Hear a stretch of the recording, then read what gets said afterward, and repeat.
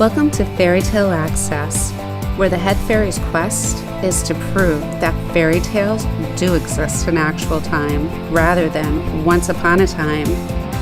Together, we will unravel the heroes, young and old, who turn dreams into reality.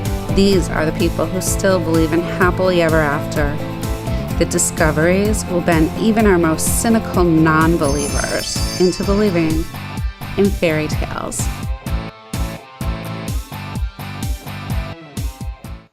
Hi, welcome to Fairy Tale Access. I'm excited to introduce you to a new author. Her name is Lorinda Wozar.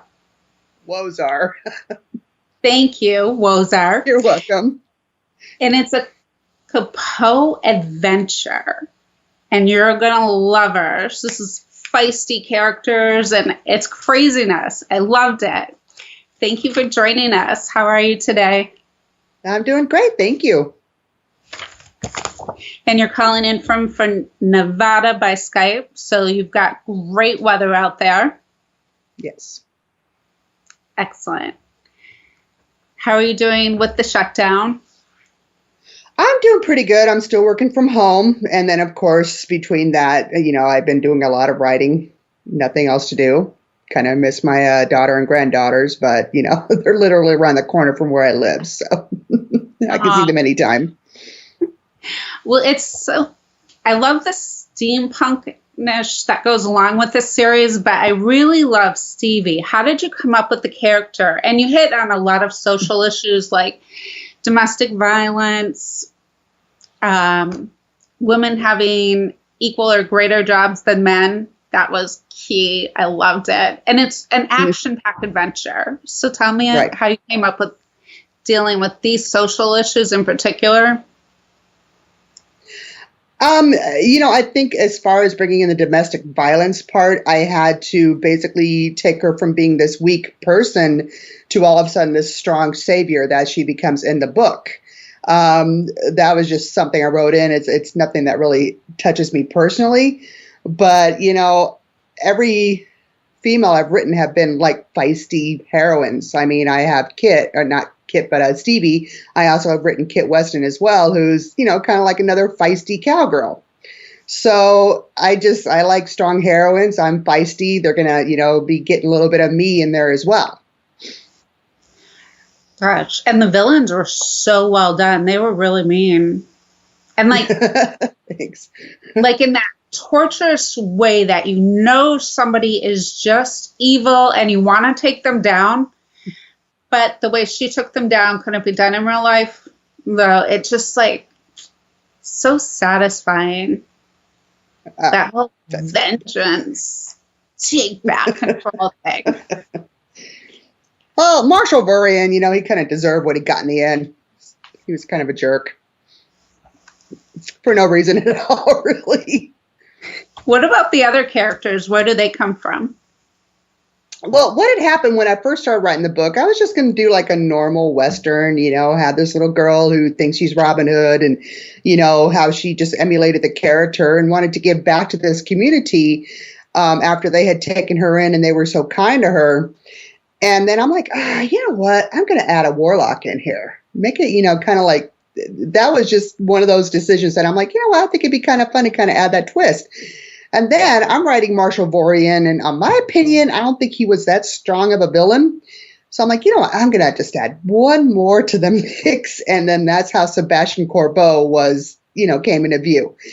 And of course, when I started writing Sebastian, I'm like, oh my God, he ended up being my favorite villain out of the two. So that's How many I have written, well, so far I have, of course, Hood of Sedna. And then I have my Kit Weston Chronicles, which is, 3 books. I have Crooked Halo and the Badge. I have White Angel and Frayed Wings with that one. So I have 4 published books. I have one that's being released in June, which is actually a romance. And I typically try to stay away from that now because I love the action adventure. And then there are also going to be 3 other books in the Capot Adventure series. So Coveted Hood will be out September 25th. Wow. So, So where does yeah. your vivid imagination come from? Ever since I was a kid, I'm always daydreaming. I always have different ideas in my head. Sometimes I've written before where I've had too many ideas in one book and had to kind of break those all up. But it's just ever since I was a kid, even still, I have this vivid imagination, What and about I'm the always set? thinking. Oh, go ahead. No, you go ahead. What about the settings? Okay, well, for example, in Sedna, it's Washington State. I was born there. I love Washington State, so I wanted it set there. It was actually originally going to be just Coopville because it was always one of my favorite places to visit when I was a kid. But I'm like, I'm just going to add a fictional name, and that's where Sedna came into view.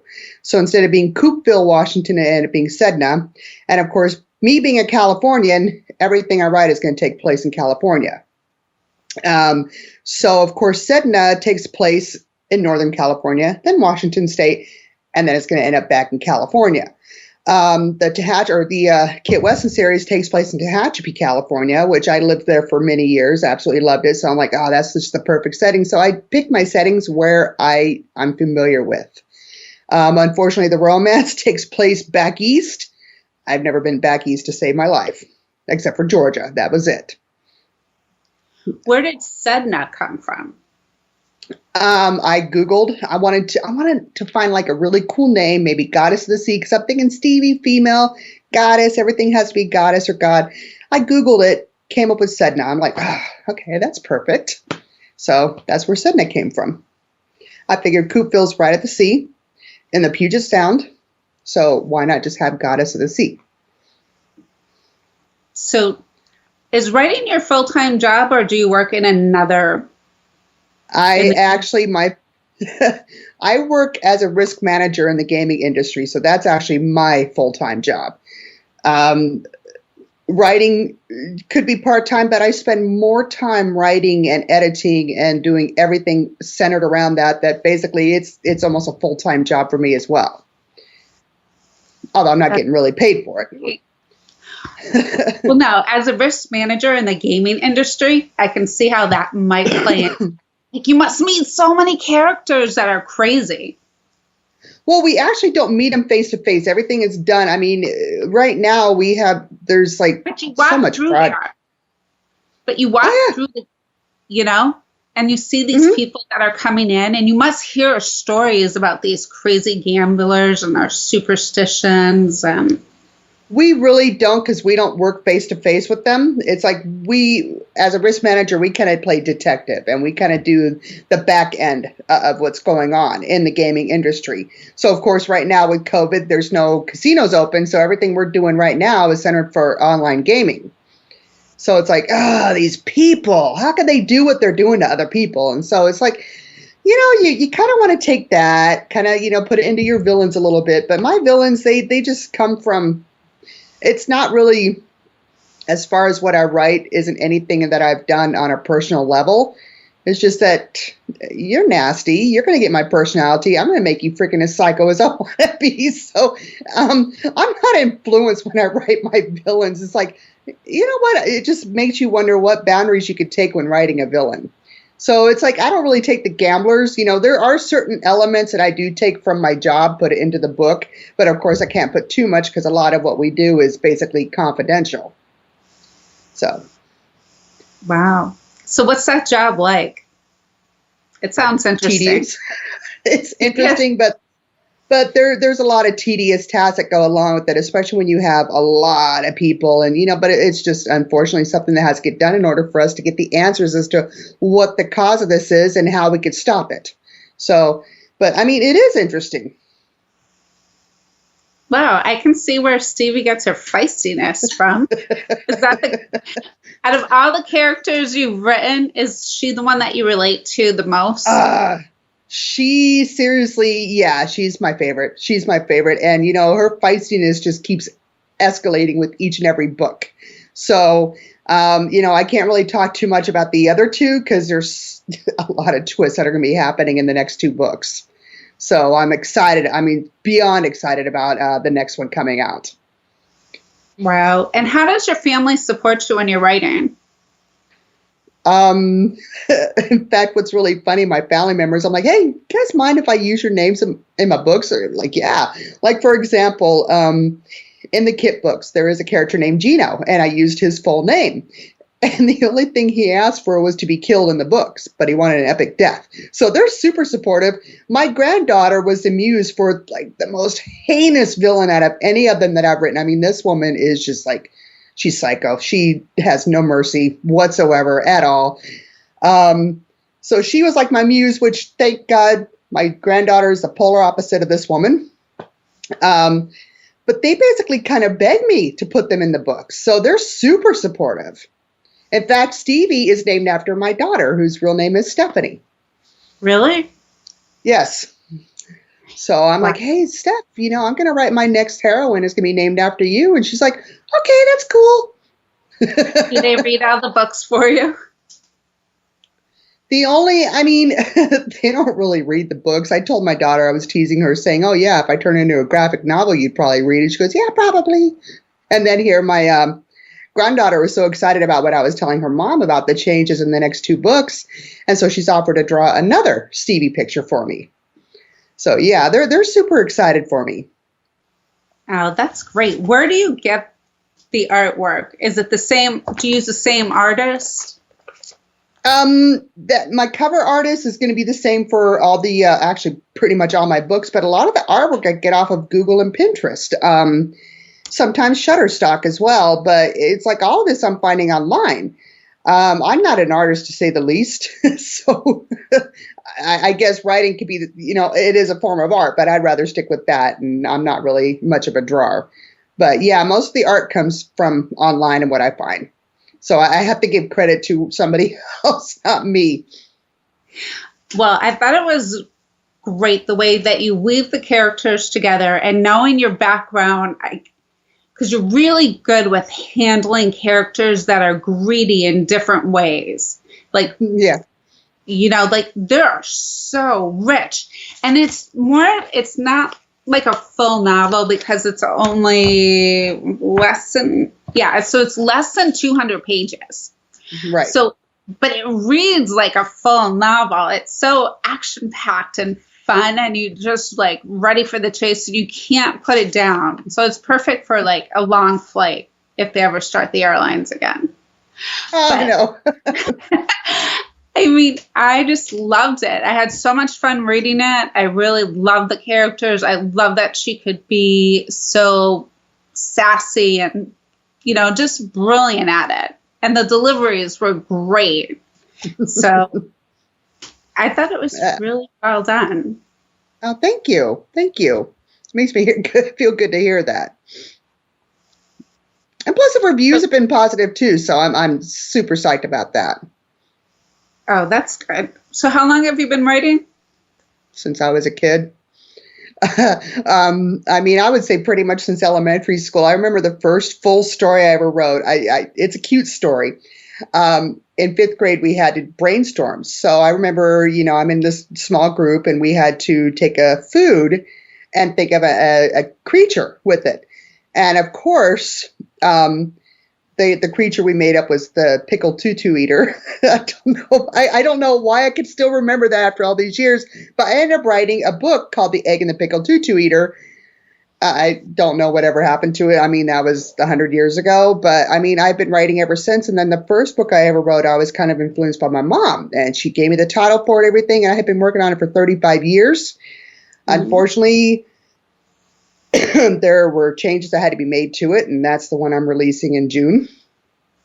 So I don't want to go too much into detail about that because I don't know. That one, it's not Stevie. My Capot series I've been putting first because I just absolutely love the characters. I love the series. But I'm still going to be like, oh, I'll have a little romance on the side. I'll be fine with that. But I'm an action adventure girl.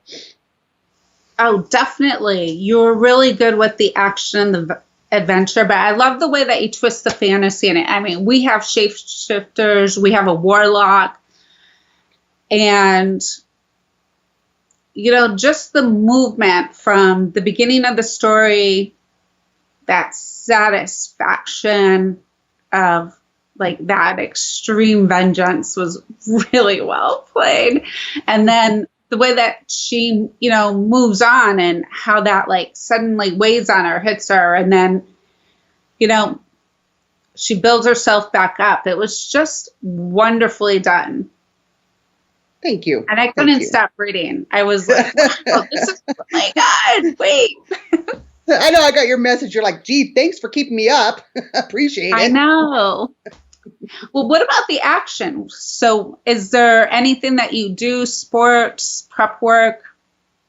You know what? As far as the action, now I'm just going to let a little bit in the Coveted Hood, which is the second book. There's one part that it's like a small part. It's not throughout the entire book, but she learns lessons from, a guy they called Saito-sen, and she's taught Bushido. So there are some action parts in the beginning of the book to where she's using a couple, martial art moves. And then there's one huge relevant part to the entire book that uses the Bushido.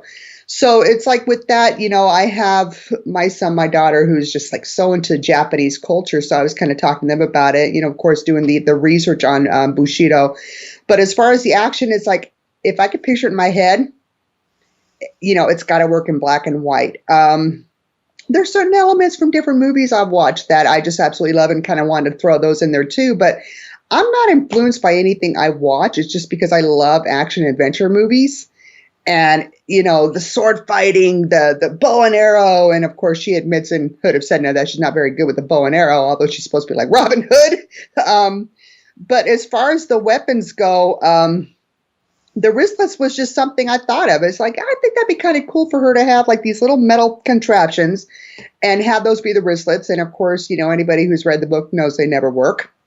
And of course, she uses the typical rifle, but there is that one weapon she uses that fails on her too. So that's the one thing with Stevie. It's although she's using these weapons, they're really cool, they never work for her.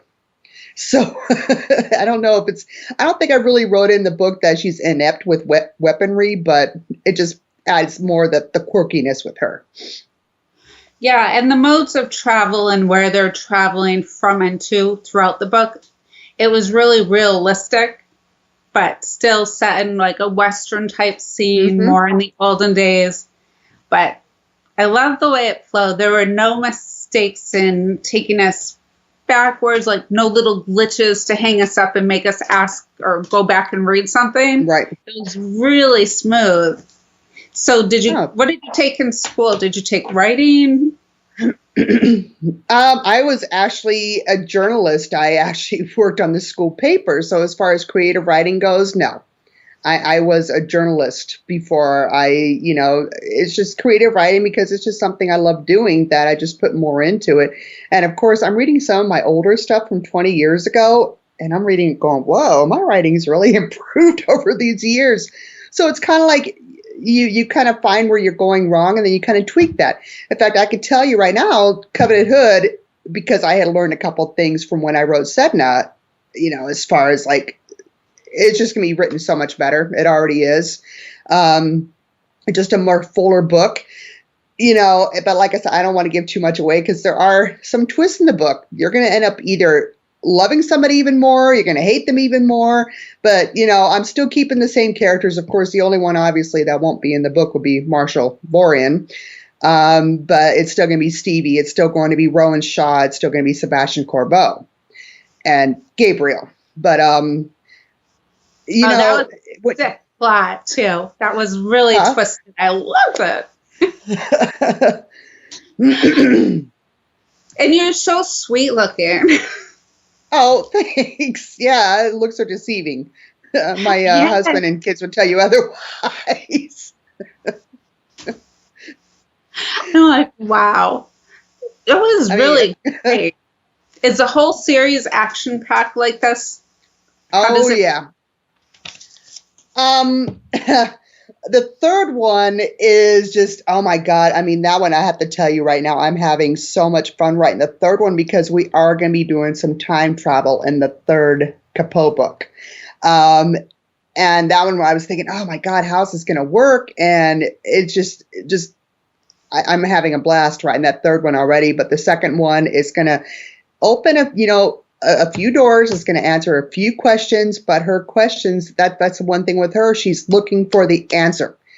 And that's what the second one is going to be primarily based around, because you already know in the first one, hopefully by the time people watch this, they will have read the books, but, she could hear the thoughts of the warlocks. So, needless to say, I kind of like take that and I kind of move forward with her. Yeah, it's a really twisted tale. Well done. Really well done.